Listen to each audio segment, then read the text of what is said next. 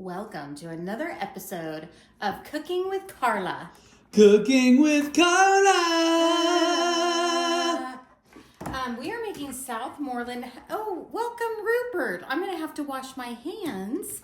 Rupert wants to say hello, and Charlie wants to say hello. These are my cooking buddies. Ow, ow. I'm going to wash my hands really quick, and I'll be right back.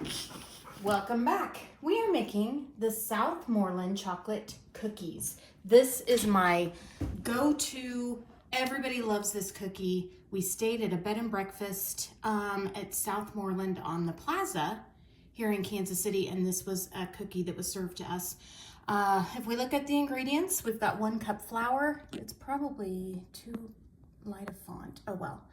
1 cup flour, 6 tablespoons cocoa, 1/2 teaspoon baking soda, 1/8 teaspoon salt, 1 1/4 stick butter softened, 1 cup sugar plus more for dipping, 1 egg, and 1 teaspoon vanilla.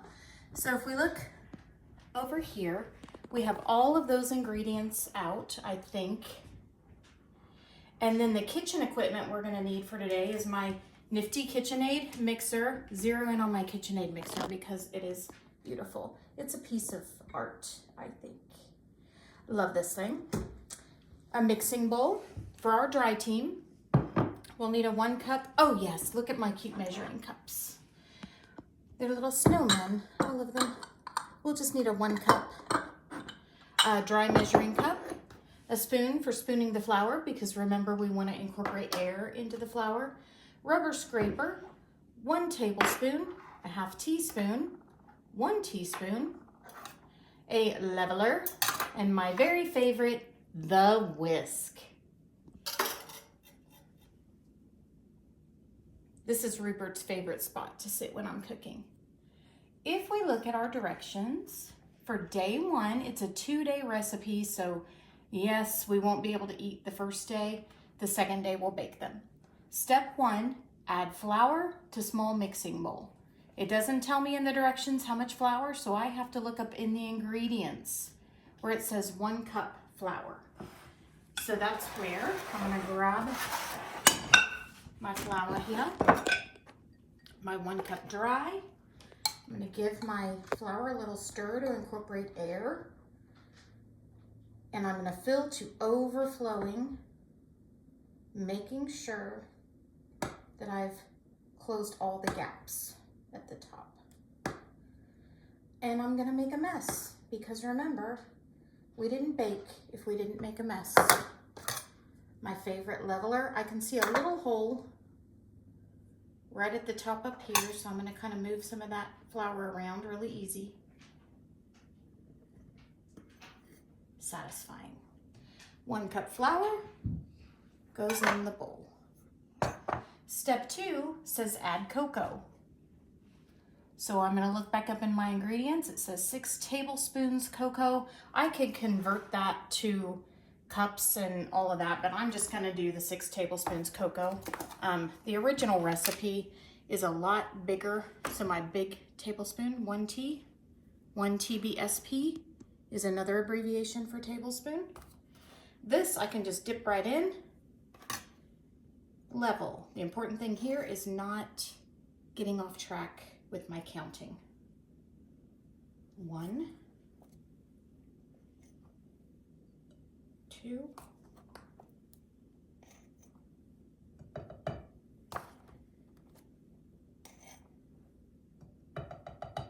4, 5, and 6. Beautiful. We are ready for step 3. Add baking soda and salt, whisk, and set aside. So we're gonna start with the baking soda. Looking up in my ingredients, it says 1/2 teaspoon baking soda. So that's where I'm gonna find my 1/2 teaspoon. My nifty baking soda has a little built-in leveler here that if I just stick that in and draw it out, I've got my leveled 1/2 teaspoon. The salt, it calls for 1/8 teaspoon salt. That is, I don't have, you guys I think do have a 1/8 teaspoon, which is going to be, oops, there goes Walter. I don't have a 1/8 teaspoon. 1/8 teaspoon, sorry, is half of 1/4. So I could take my 1/4 teaspoon and just fill it halfway, or it's kind of a little dash. So I'm just gonna kind of dash my salt in there. It's a very small amount of salt. Now I'm going to whisk it.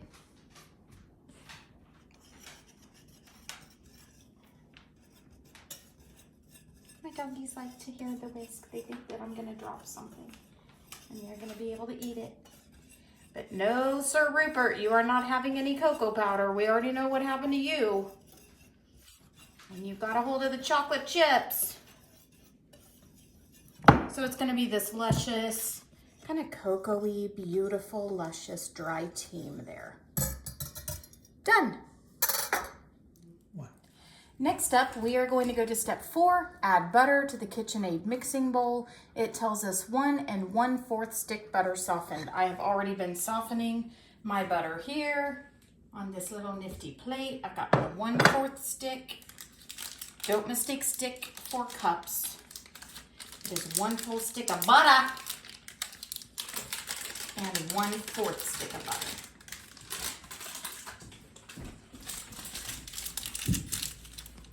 Done.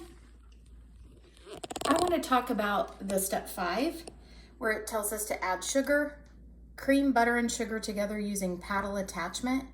When I look up in my sugar ingredients, it says 1 cup sugar plus more for dipping. The dipping is going to be for day 2. So I'm not going to really worry about any of that extra sugar right now. I'm just going to focus on the 1 cup sugar. So I've got my granulated sugar. And I'm gonna spoon it in because it's awkward for me to get my 1 cup. Our sugar container's a lot bigger, so you could just dip your measuring cup right in the sugar. Mine's got a smaller mouth, so it's kind of hard to get. So it's kind of annoying. Okay, I've got my sugar to overflowing. That's where my nifty leveler comes in, making sure that I'm over the sugar bowl so all the contents go into that. And you see how it didn't? We didn't bake if we didn't make a mess. Sugar goes into the butter. We are still on step 5 because now we're gonna cream that. So I've already got my paddle attachment on my KitchenAid. My bowl's locked into place. I'm gonna lock it on the right side, and I'm gonna start off at a low-ish speed, so things don't just fly everywhere.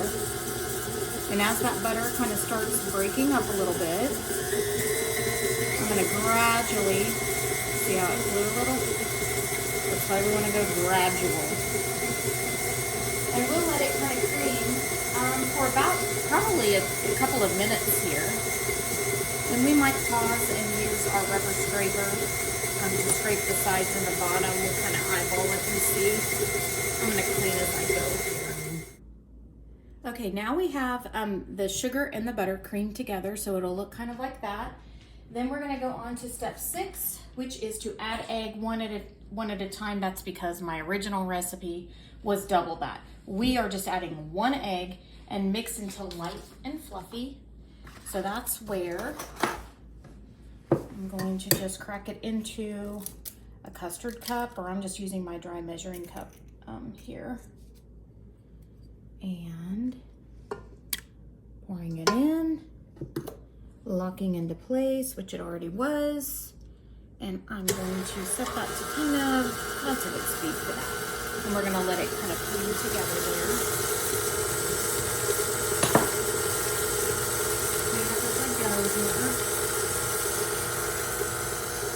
Mix until light and fluffy. I'm gonna let it do its thing. I'm gonna go a little bit higher.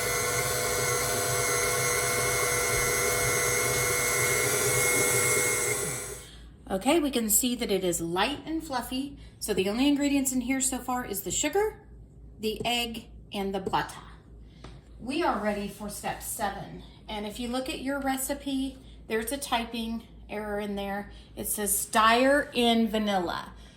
Well, we don't want to stir, we want to stir in vanilla. So that's a little typo. Vanilla says 1 teaspoon. So we got some good flavor. My friend, you guys know Mrs. Dupree, who subs for you sometimes. She went to Mexico and got me some vanilla from Mexico. So it's just wonderful. It smells delightful. 1 teaspoon, holding it over custard cup or a bowl. And I want to get close to my bowl so I don't drip everywhere. Pour my vanilla in. And stirring just means I'm gonna go on this low setting here and let it kind of stir in there.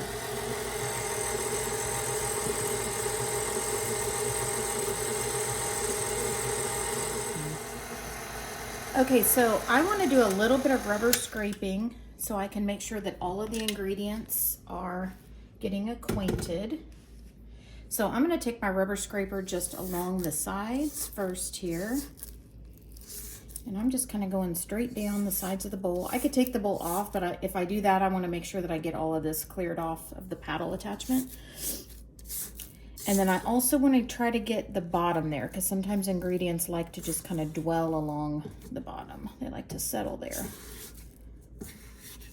Once I get that, I'm going to start it and stir a little bit more, just to make sure everything's falling in love.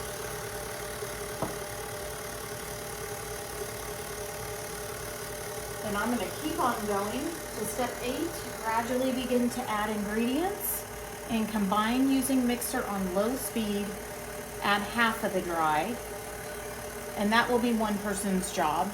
And then I kind of divided that up so I could have more of you working on the mixer. And then step 9 will be gradually adding the remainder of the dry tea at a low speed. So while that's going, I'm going to go ahead and add my little shield here, which makes it a lot easier to add that dry tea.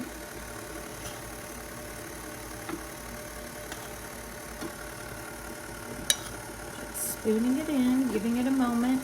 We'll have to pause every once in a while to make sure that we are rubber scraping all the stuff off the sides, but I'm going to get about half of it in first. So it was about 5 or 6 spoonfuls per person doing step 8. And then I'm going to pause it, turn off, unlock, and I want to do a little bit of scraping both of the paddle attachment because it likes to kind of dwell up there too.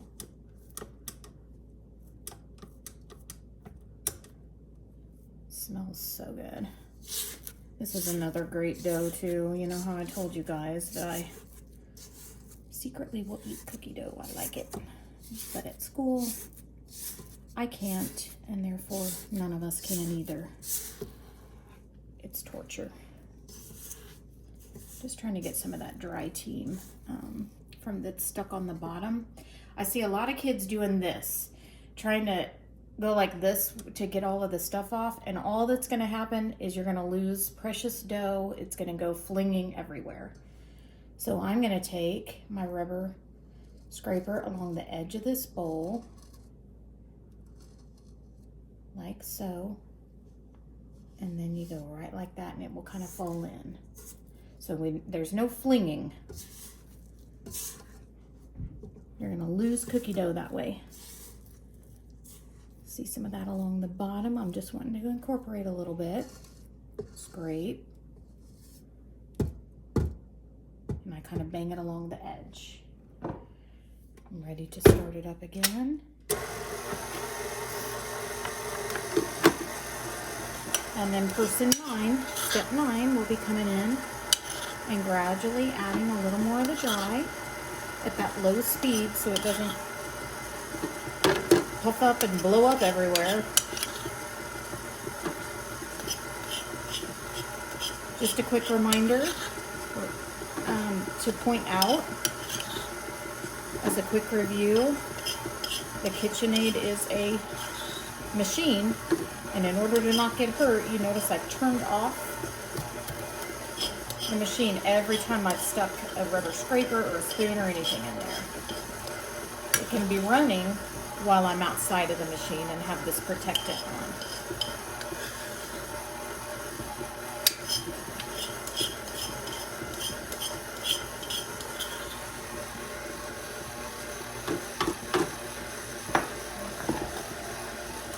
I'm going to do one more round of the rubber scraper. Take this off.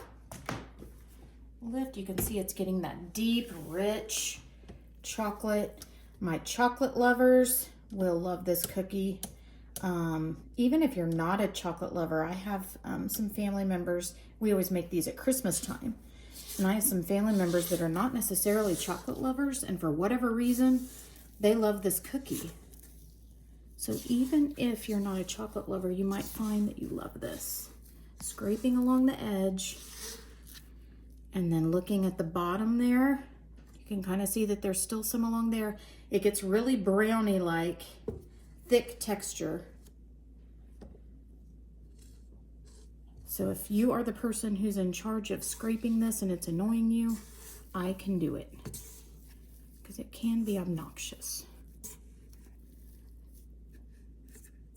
Really hard to get to that bottom and get all of that dry tea mixed up. Just kind of scraping along there. Moving the dough to the other side. Scraping. Kind of dragging it along that dough. I'm kind of mixing it with my rubber scraper too. And then I'm going to try to clean this off. It's a messy job, but somebody's got to do it.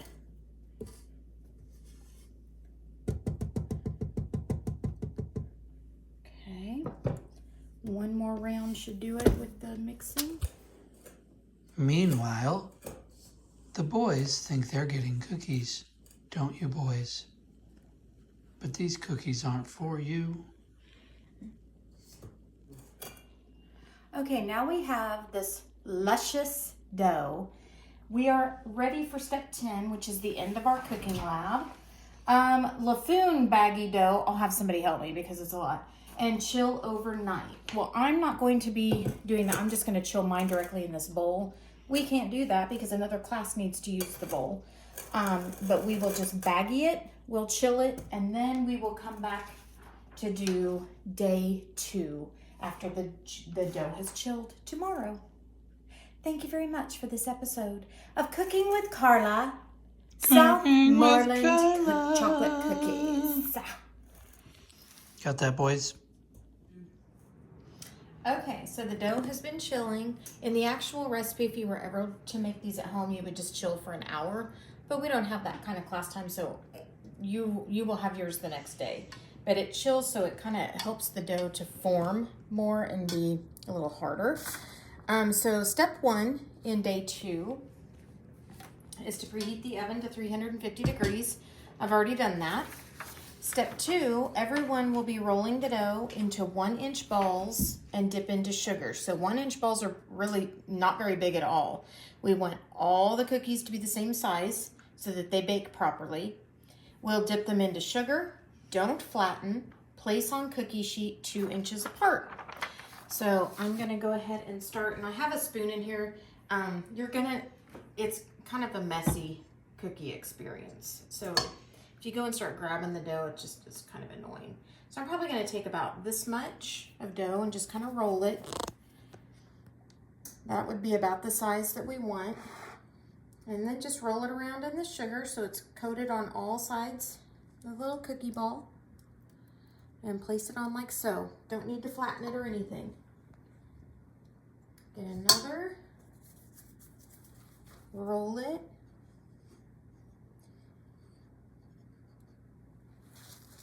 And about 2 inches apart. I'm gonna do a couple more here and then we can pause it while I finish so they don't have to watch every single part of it.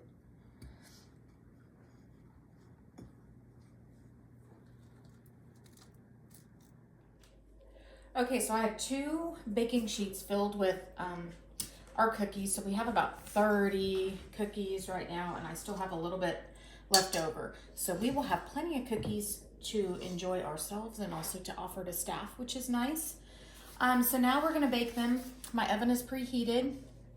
We are at step 3. Bake approximately 8 minutes till set. I will be honest, with my oven, it has usually been 9 minutes, but we'll kind of play that by ear. So I'm gonna get these in the oven and set for 8 minutes, and then we'll check on them when we come back.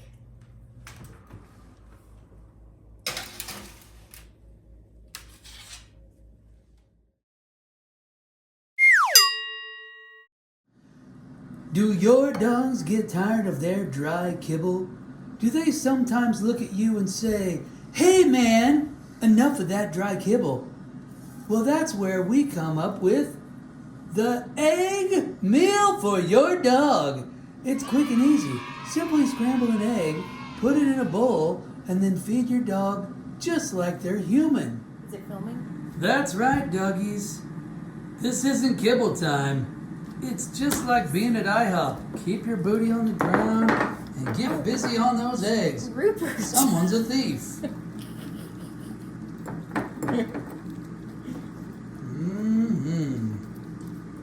You still have yours.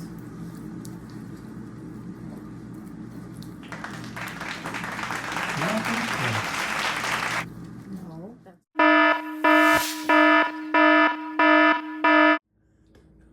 Hello. Does your canine friend look at poop nuggets and think, chicken nuggets?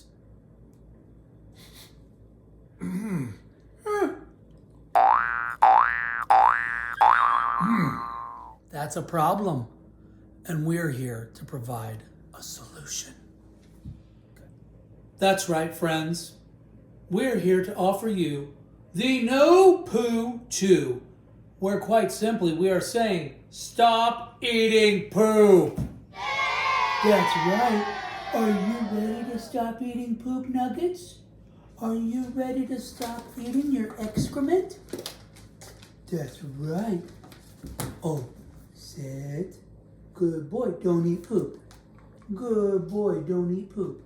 Don't eat poop. It's Roopy Poopy who eats poopy. But not anymore.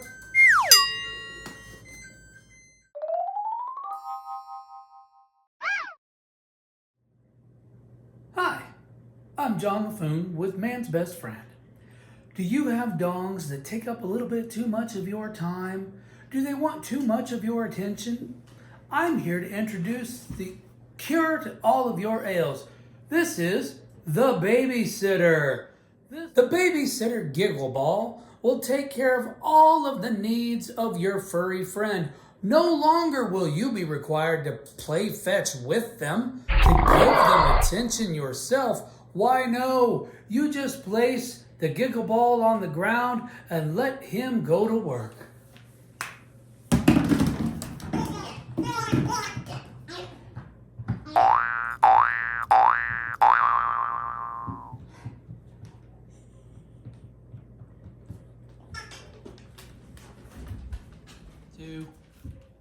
Okay, so we can see that our cookies are baked. They'll get these luscious little cracks, and you see how they spread into just perfect little round discs. So we're gonna cool on these baking sheets for 5 minutes before transferring onto the cooling racks to cool completely.